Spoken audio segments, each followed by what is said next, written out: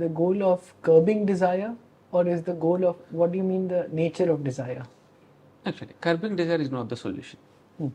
You have to understand the nature of the desire. What does that mean? The desire by nature, as IIT pointed out, the nature of desire is it will get even more augmented if you try to satisfy it. Okay. So keep trying to satisfy it, it gets even more augmented. Exactly. So much money, now more money, more now money, always, or more sexual activity, or whatever it is. Exactly. Okay. So if you understand that nature of the desire, then you will come to a state where you will understand that and say, okay, since I cannot fulfill, there is a limitation on my part to fulfill all the desires, then I will check out which desire will lead me to the right direction. It is not essential. If you curb the desires, there is no economic activity, to be honest. Everyone becoming monk is not the solution here. But pursuing desires in a dharmic way.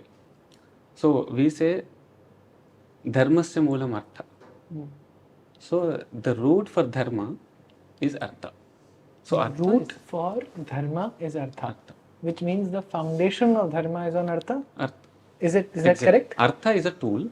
Is a tool, okay. Artha is a tool, and artha, through your artha, by fulfilling your artha in a dharmic way, you will attain moksha. This is a simple equation. As Professor Kapil Kapoor, in one conversation, I was having a dialogue on this. He says that, I was arguing about something, and I said, okay, but the Char Purushartha also talk about chasing artha, but he said they are always bracketed by dharma and moksha. Remember that. All your artha and kama are bracketed by dharma and moksha. It's a very nice way of putting it. It is rightly put forth by Shri Guruji of the second Satsanga Chalaka of RSS when he says, the design we have is dharma, artha, kama, moksha. It is like a river. It is a river whose banks are dharma and moksha, and the river is flowing in artha and kama. If artha and kama cross their boundaries, there will be a flood. It will be devastating. So artha and kama are to be pursued within the boundaries of dharma and moksha. So with this understanding, we lay down our policies.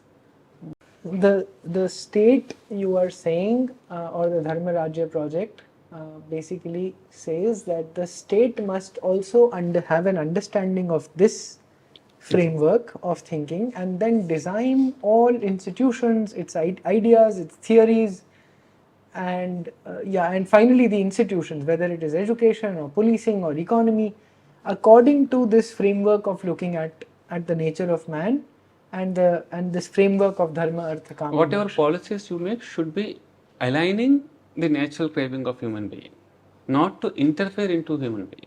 Not to interfere. And not to take up the onus of lifting him up. At the most, state can provide the means so that he can do by himself. This is the bottom line. Why we again repeatedly have to compare ourselves with the West? Because whatever policies today we see are more or less all over the world are influenced by the Western theories, Western economic policies. But we have to also give credit to the West because it is a natural evolution for the West, whereas it was a complete deviation in our case. So if we can understand how we managed our economy and the factors of production, whatever we call, and how they did that, a proper understanding of that will make you understand the entire concept a little. I just got this little clarity, and which is why I started quickly writing also. I've been a big fan over the years, become a big fan of, starting because of Sanjeev Sanyal and leading up to Milton Friedman. And of course, Sanjeev Sanyal is not a very big fan of free market economics as defined by Milton Friedman. I don't quite understand it. My understanding of economy, it's very interesting, but it's also very nascent. But I just got this insight.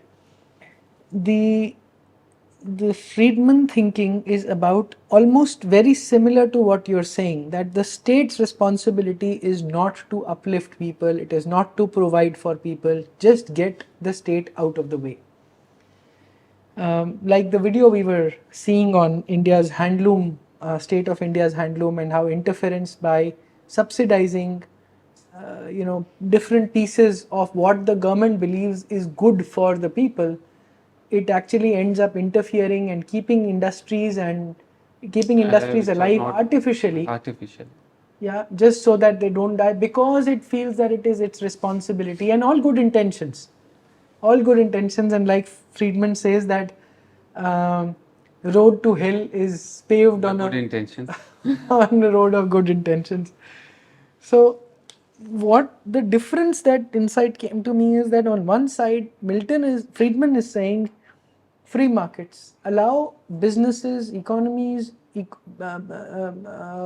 industrialists, people, and the competitiveness of business figure out the welfare of people automatically. It is an automatic outcome, he says, because of market economics, because of Market competitiveness operating on its own. without government interference.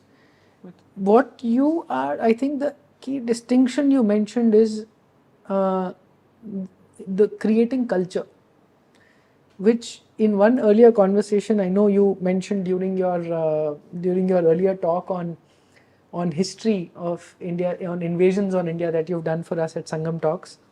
You talked about that the invaders were only after destroying our civilization, but our We are kings building our were economy. also responsible for not only fighting them but creating our civilization. Exactly. That was very powerful, but I don't quite understand that, and I'm trying to connect that dot of creating civilization and creating culture. Am I drawing a good It is conclusion Yeah, of course. or the connection? That's a very fair point in the sense that whoever attacking us, they had only one mission, to conquer us, and it is a military machine. Whereas on the other hand, our kings had to take care of its subjects. So building economy, building civilization, uh, and protecting its people.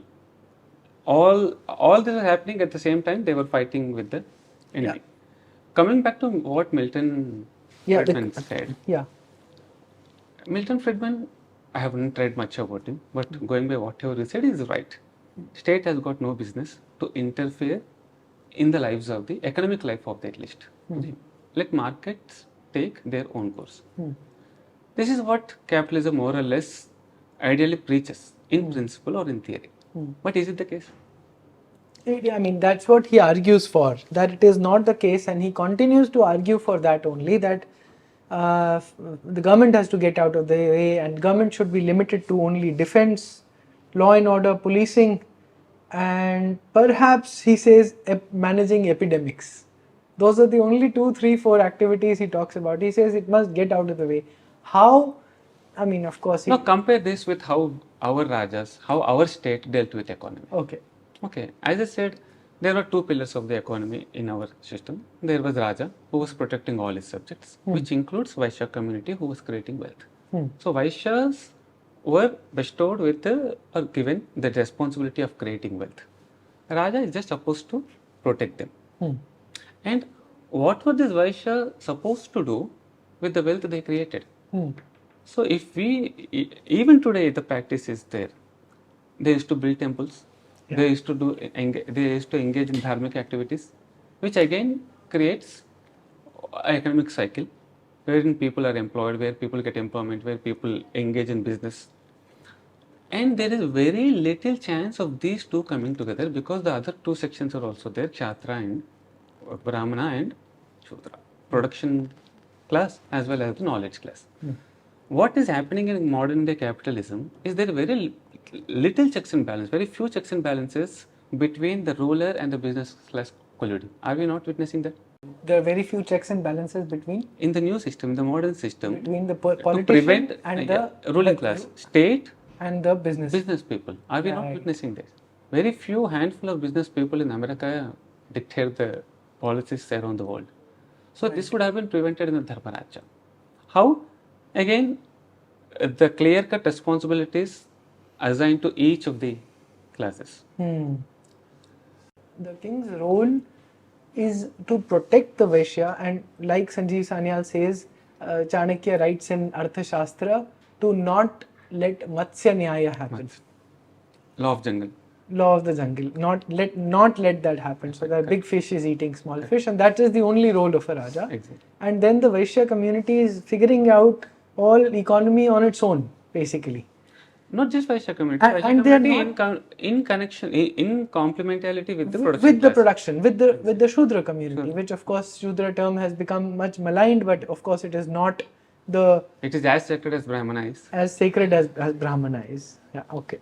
So the Vaishya and Shudra communities are driving the economy and the cultural economy, all of the work of art, temples, construction, building, metallurgy, all of this is being driven by largely by these two communities. And the king, the Kshatriyas, are not getting influenced by The business the people. business people, By the business because they have their own objectives, their own guilds, and they're driving it. They forward. went overseas, they were doing business. All the Raja was doing is to protect their assets from external attacks as well as internal attacks from the thieves. That is what he is to do. Set the law and order in place so that everyone can pursue his goal freely. Very nice.